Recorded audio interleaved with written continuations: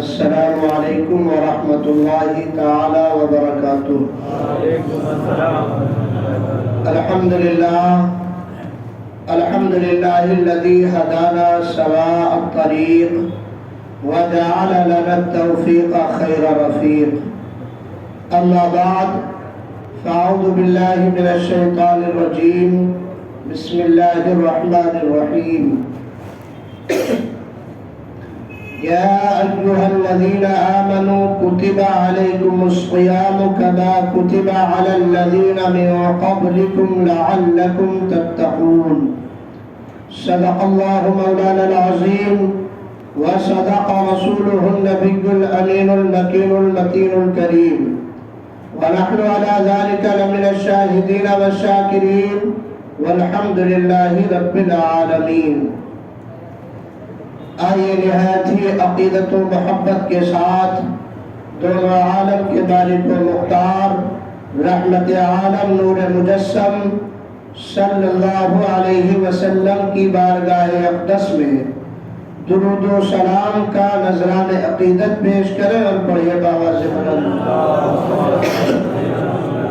اللہم صلی علی سیدنا مولانا محمد بارک وسلم، صلاۃ و سلام علیک یا رسول اللہ صلی اللہ تعالی علیہ وسلم۔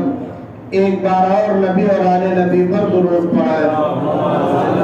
صلی اللہ علی نبی الامی صلی اللہ تعالی علیہ وسلم، صلاۃ و سلام علیک یا رسول اللہ صلی اللہ تعالی علیہ وسلم۔ اعلیٰ حضرت عظیم البرکت مجدد دین و ملت الشاہ امام احمد رضا خان محدث بریلوی علیہ رحمت و رضوان آقا کی بارگاہ میں اس طرح خراج عقیدت پیش کرتے ہیں کہ یا رسول اللہ، چمک تجھ سے پاتے ہیں سب پانے والے، چمک تجھ سے پاتے ہیں سب پانے والے، میرا دل بھی چمکا دے چمکانے والے، میرا دل بھی چمکا دے چمکانے والے، برستا نہیں دیکھ کر ابر رحمت، برستا نہیں دیکھ کر ابر رحمت، بدوں پہ بھی برسا دے برسانے والے، بدوں پہ بھی برسا دے برسانے والے۔ مدینے کے خطے خدا تجھ کو رکھے، مدینے کے خطے خدا تجھ کو رکھے، غریبوں فقیروں کے ٹھہرانے والے، غریبوں فقیروں کے ٹھہرانے والے۔ اور میں مجرم ہوں آقا مجھے ساتھ لے لو، میں مجرم ہوں آقا مجھے ساتھ لے لو، کہ رستے میں ہے جا بجا تھانے والے، کہ رستے میں ہے جا بجا تھانے والے۔ رضا نفس دشمن ہے دم میں نہ آنا، رضا نفس دشمن ہے دم میں نہ آنا، کہاں تم نے دیکھے ہیں چدرانے والے، چمک تجھ سے پاتے ہیں سب پانے والے۔ درود پاک پڑھے اللہم صلی علی سیدنا مولانا محمد بارک وسلم، صلاۃ و سلام علیک یا رسول اللہ صلی اللہ تعالی علیہ وسلم۔ اللہ تبارک و تعالی کا بے پناہ شکر احسان ہے کہ اس نے ہمیں یہ برکتوں اور رحمتوں والا مہینہ عنایت فرمایا۔ رمضان المبارک یہ اللہ تبارک و تعالی کی طرف سے خاص انعام ہے امت محمدیہ پر، سبحان اللہ۔ اللہ تبارک و تعالی نے جب اپنے محبوب کی امت کو بخشنا چاہا تو اس نے بہانے کے طور پر ہمیں رمضان عطا فرما دیا، سبحان اللہ۔ اب یہ رمضان المبارک کا مہینہ رحمتوں، برکتوں، گناہوں سے آزادی اور جہنم سے آزادی کا مہینہ ہے۔ ہمارا اور آپ کا ظرف ہے، یہ ہم پر اور آپ پر ڈیپینڈ کرتا ہے کہ ہم اس رمضان المبارک سے کس طرح برکتیں حاصل کرتے ہیں، اس رمضان المبارک کا ہم کس طرح فائدہ اٹھاتے ہیں۔ یاد رکھنا پیارے، یہ روزہ ہمارے اوپر ہی صرف فرض نہیں کیا گیا ہے، بلکہ پہلی امتوں پر بھی روزہ فرض کیا گیا تھا، لیکن جس اہتمام اور جس انعام کے ساتھ ہم پر روزہ یہ فرض کیا گیا، یہ انعام اتنا بڑا آفر کسی اور کو نہیں ملا. یہ تو کرم ہے مدینے والے آقا کا کہ ان کے صدقے میں ہمیں یہ انعام ملا ہے. سبحان اللہ. میں نے قرآن کریم کی سورہ بقرہ کی جو آیت کریمہ پڑھی ہے اس میں رب تبارک و تعالیٰ کا فرمان ہے یا ایھا الذین آمنوا کتب علیکم الصیام کہ اے ایمان والو تم پر روزے فرض کیے گئے. اچھا آپ کو بتا دوں آپ روزہ تو رہتے ہیں لیکن آپ کو شاید پتہ نہیں ہوگا کہ روزہ فرض کب ہوا. تو امت محمدیہ پر روزہ 10 شعبان المعظم سن 2 ہجری کو فرض ہوا. سن 2 ہجری میں امت محمدیہ پر یہ روزہ فرض کیا گیا ہے. اللہ تبارک و تعالیٰ نے ارشاد فرمایا یا ایھا الذین آمنوا کتب علیکم الصیام کہ اے ایمان والو تم پر روزے فرض کیے گئے. کس طرح فرض کیے گئے؟ کما کتب علی الذین من قبلکم جیسے کہ تم سے پہلے کی امتوں پر بھی فرض کیے گئے تھے. اچھا روزہ فرض کرنے کی وجہ کیا ہے؟ اس کا بیک گراؤنڈ کیا ہے؟ اس کا پس منظر کیا ہے؟ روزہ فرض کیے جانے کا سبب کیا ہے؟ ریزن کیا ہے؟ وجہ کیا ہے؟ تو پروردگار عالم نے خود ارشاد فرما دیا لعلکم تتقون تاکہ تم پرہیزگار بن جاؤ، تاکہ تم متقی بن جاؤ. آپ دیکھیں ہمارے ایمان کی کتنی عظیم الشان بلندی ہوتی ہے رمضان المبارک کے اندر. کاش رمضان کی طرح ایمان ہمارے دلوں میں پورا سال منزل ہو جائے. قسم خدا کی بندہ کبھی گناہ کے طریق لے جائے. آپ دیکھیں رمضان کیا یہ معجزہ ہے کہ آپ رمضان المبارک میں کسی بھی شخص کو دیکھ لیجئے جو روزہ رکھتا ہے. آج ہم کمرے میں جا کے یا کہیں بند جگہ پہ جا کے کوئی گناہ کر لیتے ہیں. وجہ اس کی کہ ہمارے ذہن میں یہ خیال نہیں ہوتا ہے کہ پروردگار عالم دیکھ رہا ہے. لیکن یہی جب رمضان المبارک کا مہینہ آتا ہے جب بندہ روزہ رکھتا ہے اس کا ایمان کتنا بلند ہو جاتا ہے. بند کمرہ ہے اس کے اندر اس کے علاوہ کوئی دیکھنے والا نہیں ہے. فریج میں ٹھنڈا ٹھنڈا پانی بھی موجود ہے، گھر میں کھانے کی دیگر اشیاء بھی موجود ہے. لیکن قربان جاؤ مسلمان کے اس ایمان پر کہ سب کچھ موجود ہونے کے باوجود کسی چیز پر ہاتھ نہیں لگاتا ہے. کیوں نہیں لگاتا ہے؟ اس لیے نہیں لگاتا ہے کہ پروردگار عالم دیکھ رہا ہے. کوئی دیکھے یا نہ دیکھے لیکن پروردگار عالم دیکھ رہا ہے. کوئی کسی سے ذکر کرے نہ کرے لیکن میرا پروردگار جانتا ہے. اس لیے بندہ کسی چیز کو ہاتھ نہیں لگاتا. قسم خدا کی مسلمانوں یہی ایمان اپنے اندر پیدا کر لو. جب کسی گناہ کی طرف تمہارا قدم بڑھے اپنے ذہن میں یہ خیال لے آؤ کوئی دیکھے نہ دیکھے لیکن میرا پروردگار دیکھ رہا ہے. گناہ سے باز آ جاؤ گے. رات کی تاریکی میں اٹھا کے موبائل جب فلم دیکھنے کے لیے چالو کرو کمرہ بند کر لو کہ کوئی دیکھے نہ دیکھے پروردگار دیکھ رہا ہے. یہ تصور یہ رمضان والا ایمان اپنے اندر جب لاؤ گے تو تم کامیاب ہو جاؤ گے. سبحان اللہ. رمضان کے لانے کا وجہ پروردگار عالم نے ارشاد فرمایا ہے لعلکم تتقون تم پر روزے فرض کیے گئے ہیں تاکہ تم متقی اور پرہیزگار بن جاؤ. تم پر روزے فرض کیے گئے ہیں تاکہ تم دوسرے کی درد اور تکلیف کو محسوس کر سو. جب تم صبح سے لے کے شام تک کچھ نہیں کھاؤ گے کچھ نہیں پیو گے وہ تکلیف اور شدت جو تمہیں محسوس ہوگی اس کے ذریعے سے تم اس غریب کی تکلیف کو محسوس کر سکتے ہو جس کے کھانے کے لیے کھانا میسر نہیں ہے، جس کے پینے کے لیے پانی میسر نہیں ہے. عزیزان ملت اسلامیہ یہ امت محمدیہ سے پہلے بھی دیگر امتوں پہ روزے فرض تھے. حضرت آدم علیہ السلام ہر مہینے کی 13، 14، 15 تاریخ کو روزہ رکھا کرتے تھے. حضرت نوح علیہ السلام پورا سال روزہ رکھتے تھے. حضرت داؤد علیہ السلام ایک دن روزہ رکھتے تھے، ایک دن افطار کرتے تھے. حضرت عیسیٰ علیہ السلام ایک دن روزہ رکھتے تھے اور 2 دن افطار کرتے تھے. اسی طرح یہ معاملہ چلا آ رہا تھا. لیکن ہمارے آقا اور دونوں عالم کے مالک مختار صلی اللہ تعالی علیہ وسلم پر پورے مہینے روزے فرض کیے گئے.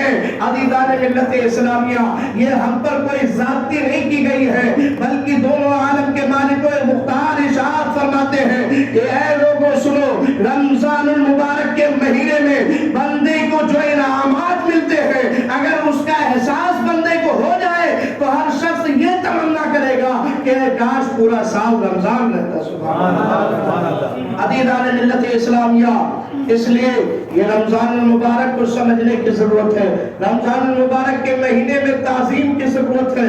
رمضان المبارک میں جو لوگ روزہ نہیں رکھتے ہیں وہ بڑے محروم ہیں. عزیزان ملت اسلامیہ، ایک دن آقا کریم صلی اللہ علیہ وسلم مسجد نبوی شریف پہ منبر شریف پہ چلتے ہیں. پہلے زینے پر آپ نے قدم رکھا، آپ نے ارشاد فرمایا آمین. دوسرے زینے پر آپ نے قدم رکھا، پھر ارشاد فرمایا آمین. تیسرے زینے پہ آپ نے قدم رکھا، آپ نے ارشاد فرمایا آمین. چونکہ یہ خلاف عادت چیز تھی، اس سے پہلے آقا کریم صلی اللہ علیہ وسلم نے اس طرح پہلے کبھی نہ کیا تھا. اس لیے جب خطبہ ختم ہوا اس کے بعد صحابہ کرام نے عرض کیا یا رسول اللہ صلی اللہ علیہ وسلم، آج ہم لوگوں نے خلاف عادت بات دیکھی. آج جب آپ منبر شریف پہ تشریف لے گئے تو 3 مرتبہ آپ نے آمین کہا. اس کے پیچھے کا پس منظر کیا ہے؟ تو میرے آقا ارشاد فرماتے ہیں کہ جیسے ہی میں منبر پہ چڑھنے والا تھا، جیسے ہی منبر پہ میں نے پہلا قدم رکھا، حضرت جبریل امین حاضر ہوئے. آج کرتے ہیں یا رسول اللہ صلی اللہ علیہ وسلم، ہلاک ہو جائے، برباد ہو جائے وہ شخص جس نے رمضان المبارک کا مہینہ پایا اور اس کی تعظیم کر کے وہ جنت حاصل نہ کر سکا. اللہ اکبر. آقا ارشاد فرماتے میں نے کہا آمین. پھر اس کے بعد کہتے ہیں دوسری بار میں نے آمین اس لیے کہا کہ حضرت جبریل امین نے دعا کی کہ ہلاک ہو جائے، برباد ہو جائے وہ شخص جس کے سامنے مدینے والے آقا کا ذکر ہو اور وہ درود پاک نہ پڑھے. میں نے کہا آمین. اور تیسری مرتبہ جبریل امین نے یہ دعا کی کہ ہلاک ہو جائے، برباد ہو جائے وہ شخص جس نے اپنے بوڑھے ماں باپ کو پایا اور ان کی خدمت کر کے جنت حاصل نہ کر سکا. عزیزان ملت اسلامیہ، سوچو کتنی بڑی وعید ہے اس شخص پر جس نے رمضان المبارک کے روزے چھوڑ دیے. اور دیکھو تو صحیح دعا کون کر رہا ہے؟ جبریل امین کر رہے ہیں. اور اس دعا پہ آمین رحمت للعالمین کہہ رہے ہیں. اس بات کی گارنٹی ہے دنیا کی کوئی بھی چیز بدل سکتی ہے، لیکن میرے مصطفیٰ کے زبان اقدس سے جو کلمات نکل گئے وہ کبھی بدل نہیں سکتے ہیں.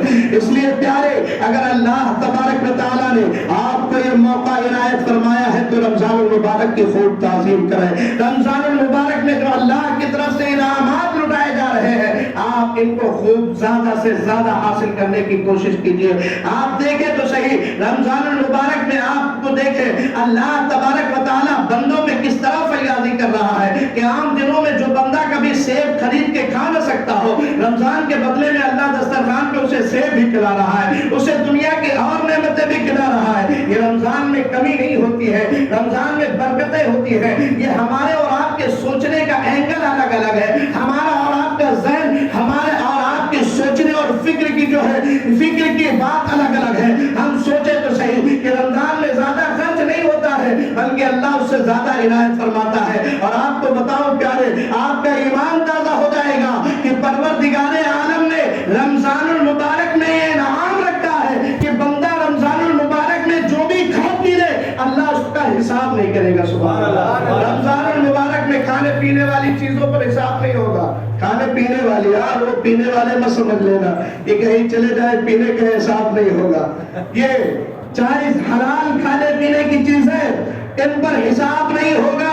اور سنو اللہ کی طرف سے کتنا بڑا انعام ہے کہ اس مہینے میں بندہ مر جائے چاہے وہ گنہگار کیوں نہ ہو، رمضان میں مرنے کی برکت سے اللہ اس کے قبر کے سوال و جواب ہوگا. اور کیا چاہیے؟ آپ کو کس طرح تعظیم کرنا ہے. عزیزان ملت اسلامیہ، اگر آپ نے رمضان المبارک کے مہینہ پایا اور اس کے روزے نہ رکھے یہ بڑی محرومی ہے. آپ اس کی تعظیم نہ کر سکے یہ آپ کے لیے بہت بڑی محرومی ہے. یاد رکھنا مسلمانوں، رمضان المبارک اور روزے کی جو تعظیم کرتا ہے اگر بے ایمان ہو تو اللہ اسے ایمان عطا فرما دیتا ہے. اور اگر کوئی مسلمان کہے جانے والا شخص اس کی بے حرمتی کرتا ہے تو یاد رکھنا اس بات کا ڈر ہے کہ اس کا خاتمہ ایمان پر نہیں ہوتا. میں نہیں کہتا. آؤ آپ کو بتاؤں، ایک کتاب کا نام ہے درۃ الناصحین، بڑا مشہور زمانہ واقعہ ہے، شاید آپ نے سنا بھی ہوگا کہ بخارا میں ایک شخص تھا جو مجوسی تھا، آگ پرست تھا. مجوسی کسے کہتے ہیں؟ آگ کی پوجا کرنے والے کو. ایک دن وہ شخص اپنے بیٹے کو لے کے رمضان المبارک کے مہینے میں اپنے بیٹے کو لے کے بازار گیا. بازار میں وہ کوئی سامان خریدنے لگا. اسی درمیان کیا دیکھا کہ اس کے بیٹے نے کوئی کھانے والی چیز لی اور بازار ہی میں کھانا شروع کر دیا. وہ مجوسی تھا, مسلمان نہیں تھا, آگ کی پوجا کرنے والا تھا.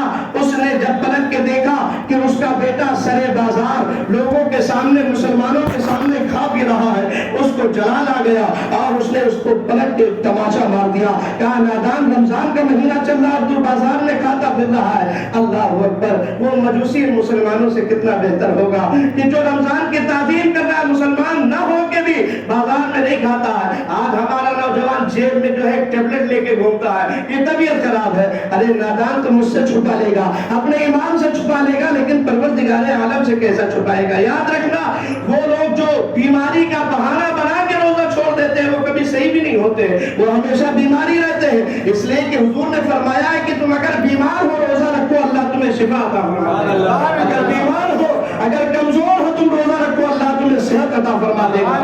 حدیث ملت اسلامیہ اس نے پلٹ کے اپنے بیٹے کو ایک تماچا مار دیا.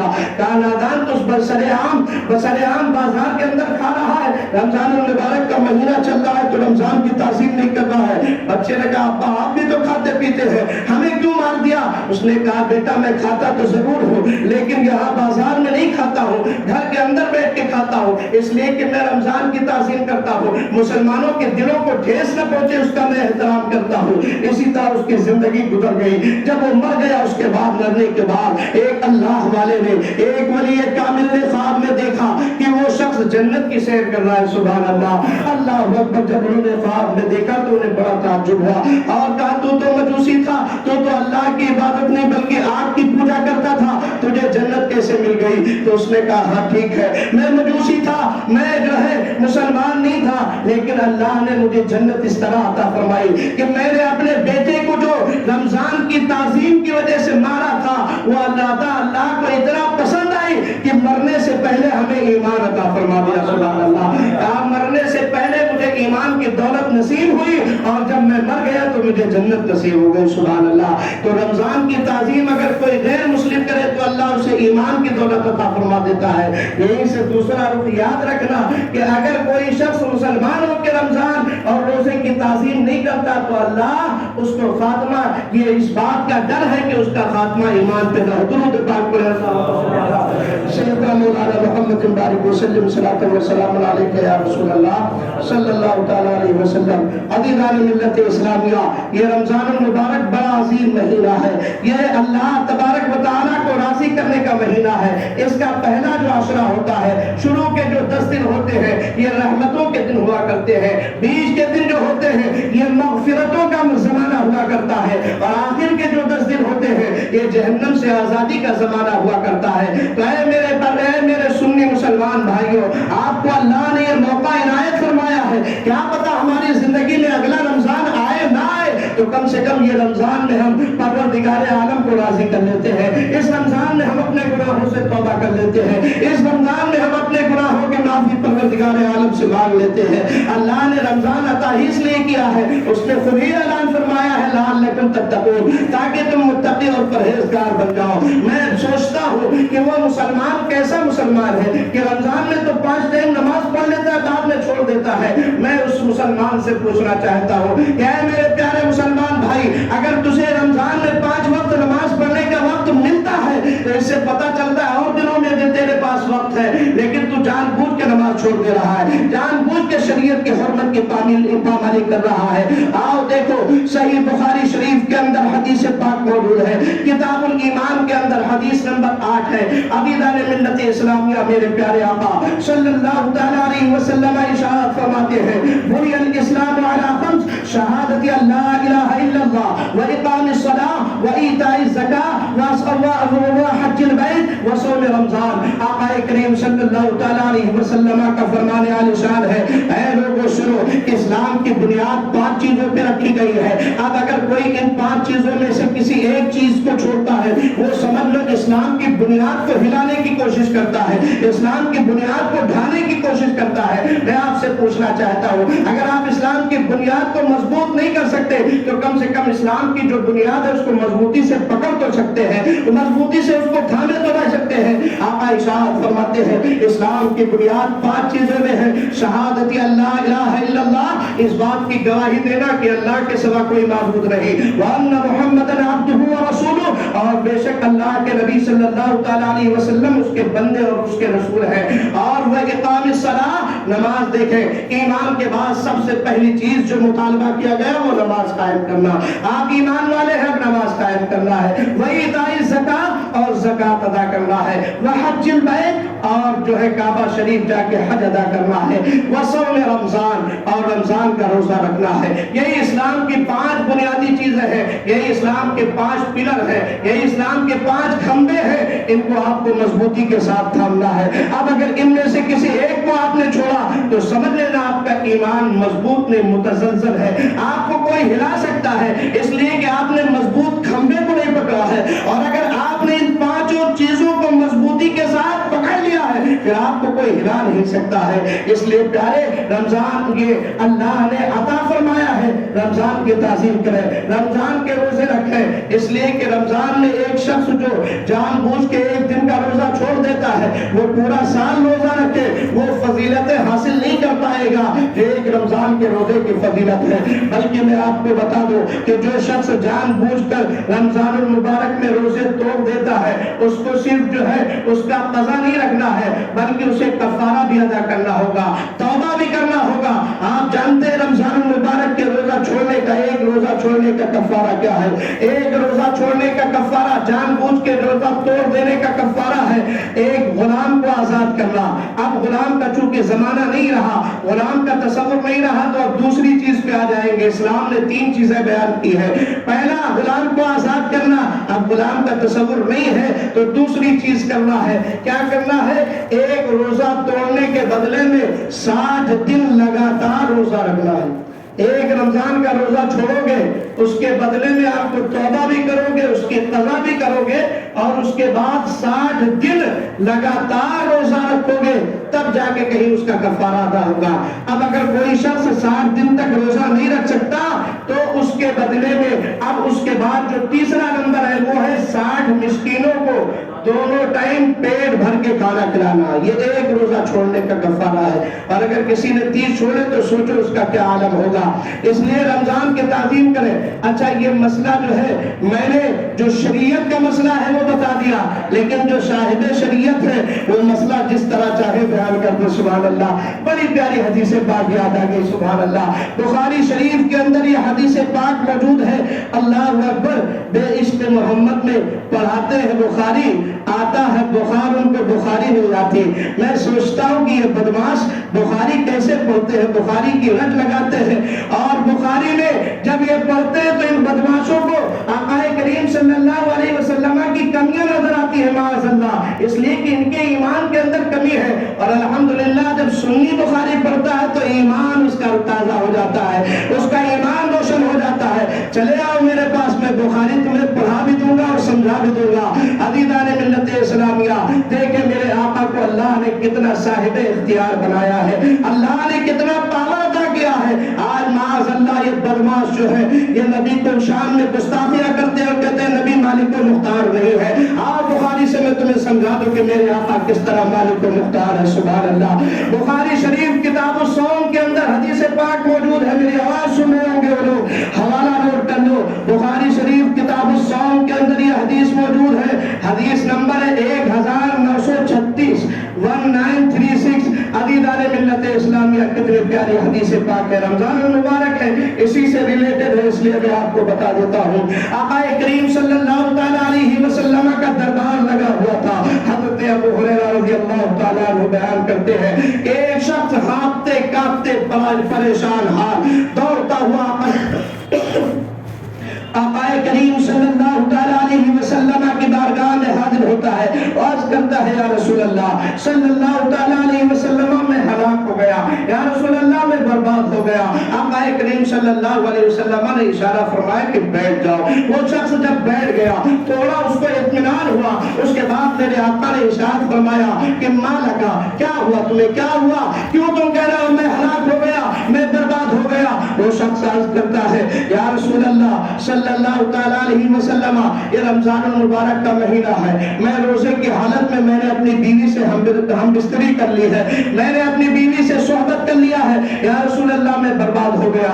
آقا کریم صلی اللہ علیہ وسلم نے ارشاد فرمایا کہ اب اگر تم نے یہ گناہ کر لیا ہے، روزے کی حالت میں آپ اپنی بیوی سے بھی ہم بستری اور اس سے ملاقات کرنا، صحبت کرنا یہ جائز نہیں ہے۔ عزیزان ملت اسلامیہ انہوں نے کہا یا رسول اللہ میں برباد ہو گیا، یا رسول اللہ نظر کرم فرمائیے، تو میرے آقا نے ارشاد فرمایا کہ جاؤ ایک غلام کو آزاد کر دو، یہ تمہارے لیے کفارہ بن جائے گا۔ وہ عرض کرتے ہیں یا رسول اللہ صلی اللہ تعالیٰ علیہ وسلم میں غریب آدمی ہوں، میں خود ہی غلامی والی زندگی گزارتا ہوں، میں غلام کہاں سے آزاد کر سکتا ہوں؟ اور انہوں نے عرض کیا یا رسول اللہ میں غلام آزاد نہیں کر سکتا، میرے اندر یہ طاقت نہیں ہے۔ تو میرے آقا نے ارشاد فرمایا کہ اگر تم غلام آزاد نہیں کر سکتے ہو تو جاؤ 60 دن ایک روزے کے بدلے میں 60 دن لگاتار تمہیں اس کے بدلے میں روزہ رکھنا ہے، تب جا کے تمہارے روزے کا کفارہ ادا ہوگا۔ وہ عرض کرتے ہیں یا رسول اللہ صلی اللہ تعالیٰ علیہ وسلم 30 دن کے اندر مجھ سے یہ خطا ہو گئی تو میں 60 دن کیسے روزہ رکھ سکتا ہوں؟ یا رسول اللہ میرے اندر یہ بھی طاقت نہیں ہے۔ آقا نے ارشاد فرمایا اچھا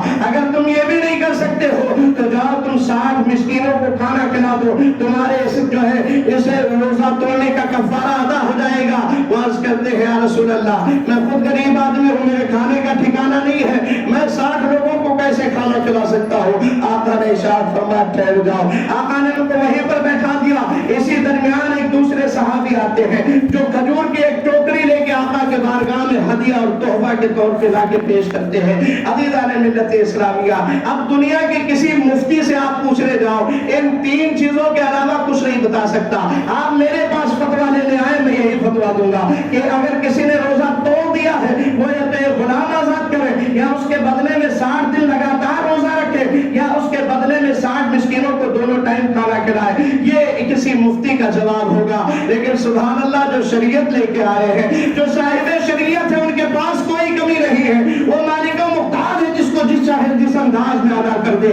عزیزان ملت اسلامیہ میرے آقا نے ارشاد فرمایا ٹھہر جاؤ۔ اسی درمیان دوسرے صحابی کھجور کی ٹوکری لے کے آقا کی بارگاہ میں پہنچتے ہیں، ہدیہ کے طور پر پیش کرتے ہیں۔ میرے آقا نے ارشاد فرمایا این السائل، وہ ابھی سوال کرنے والے صحابی کہاں گئے؟ وہ کھڑے ہوتے ہیں عرض کرتے ہیں یا رسول اللہ میں حاضر ہوں۔ میرے آقا نے ارشاد فرمایا کہ یہ کھجور کی ٹوکری لو اور لے کے مدینے میں چلے جاؤ، غریبوں میں تقسیم کر دو، تمہارا کفارہ ادا ہو جائے گا۔ وہ عرض کرتے ہیں یا رسول اللہ صلی اللہ تعالیٰ علیہ وسلم میں مدینے میں غریب کہاں تلاش کرنے جاؤں؟ مدینے میں سب سے زیادہ غریب میں ہی ہوں۔ اس کے بعد حدیث پاک ہے، بخاری شریف کی حدیث ہے، فضحک رسول اللہ صلی اللہ علیہ وسلم۔ اس کے بعد آقا کریم صلی اللہ علیہ وسلم مسکرا پڑتے ہیں، یوں مسکرائے کہ جان سی کلیوں میں پڑ گئی، یوں لب کشا ہوئے کہ گلستہ بسا دیا، جس کی تسکی سے روتے ہوئے ہنس پڑے، اس تبسم کی عادت پہ لاکھوں سلام۔ آقا کریم صلی اللہ علیہ وسلم مسکراتے ہیں۔ صحابی بیان کرتے ہیں آقا اس طرح مسکرائے کہ آپ کے دندان مبارک شریف ظاہر ہو گئے، سبحان اللہ، آپ کے دانت شریف ظاہر ہو گئے۔ آقا نے ارشاد فرمایا کہ مدینے میں تم سے زیادہ غریب بھی کوئی نہیں ہے، تم غلام بھی آزاد نہیں کر سکتے، تم 60 دن روزہ بھی نہیں رکھ سکتے، تم 60 مسکینوں کو کھانا بھی نہیں کھلا سکتے، اور مدینے میں تم سے زیادہ غریب بھی کوئی نہیں ہے، تو جاؤ یہ کھجور تم کھا لو، اپنے گھر والوں کو کھلا دو، تمہارا کفارہ عطا ہو جائے گا۔ مالک کونین ہے، وہ پاس کچھ رکھتے نہیں، دو جہاں کی نعمتیں ہیں ان کے خالی ہاتھ میں، اور میں تو مالک ہی کہوں گا کہ وہ مالک کے حبیب یعنی محبوب و محب میں نہیں لینا تیرا۔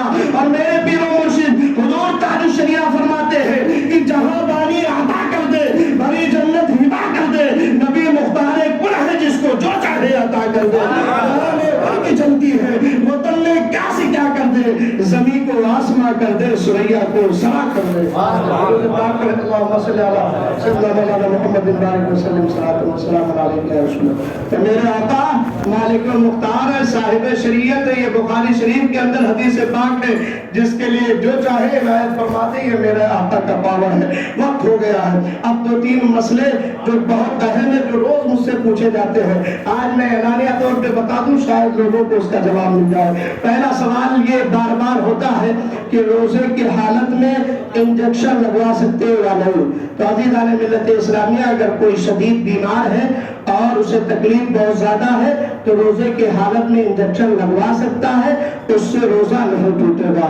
اور ایک سوال نوجوانوں کی طرف سے ہوتا ہے کہ روزے کی حالت میں اگر کوئی سو گیا اور اسے نائٹ فال یعنی احتلام ہو گیا، اس سے روزہ ٹوٹے گا یا نہیں. تو اس کا جواب یہ ہے کہ اس سے روزہ نہیں ٹوٹے گا. اور کچھ لوگ یہ سوال کرتے ہیں کہ روزے کی حالت میں ناخن اور بال کٹوا سکتے ہیں یا نہیں. تو روزے کی حالت میں ناخن اور بال کٹوا سکتے ہیں، اس سے روزہ نہیں ٹوٹے گا. خود ایک صاحب نے تو یہ سوال کر لیا کہ روزے کی حالت میں داڑھی بنوا سکتے ہیں. تو میں نے کہا نہیں بنا سکتے ہیں. کہا کیوں؟ میں نے کہا داڑھی عام دنوں میں بنانا حرام ہے تو روزے کی حالت میں اور حرام ہے. تو انہوں نے کہا اچھا یہ بتائیے، روزہ داڑھی کسی نے روزے کی حالت میں بنوا لیا، روزہ ٹوٹے گا یا نہیں؟ ہم کہا یہ سوال کرنا چاہیے. آپ نے ہم سے غلط سوال کر لیا. میں تو کبھی نہیں اجازت دوں گا کہ آپ داڑھی بنا سکتے ہیں. سوال یہ کرنا چاہیے کہ روزے کی حالت میں کسی نے اگر داڑھی بنوا لی تو اس کا روزہ ٹوٹے گا یا نہیں. تو اس کا جواب یہ ہے کہ داڑھی بنوانا تو گناہ کا کام ہے، وہ گنہگار ضرور ہوگا لیکن اس سے روزہ نہیں ٹوٹے گا. اور اس کے علاوہ بہت سارے مسئلے ہیں، وقت ہو گیا جن کو میں بیان نہیں کر سکتا. آپ حضرات میں جس کو ضرورت ہو، جو مسئلہ سیکھنا چاہتے ہیں، پوچھنا چاہتے ہیں، وہ نماز کے بعد، اس نماز کے بعد اور دیگر نماز کے بعد ہم سے ملاقات کر کے مسئلہ پوچھ سکتے ہیں. ہم تو مائل بکرم ہیں، کوئی سائل ہی نہیں، راہ دکھلائے کسی کو راہ منزل ہی نہیں. کھڑے ہو جائے، سنت ادا کر لیں. السلام علیکم.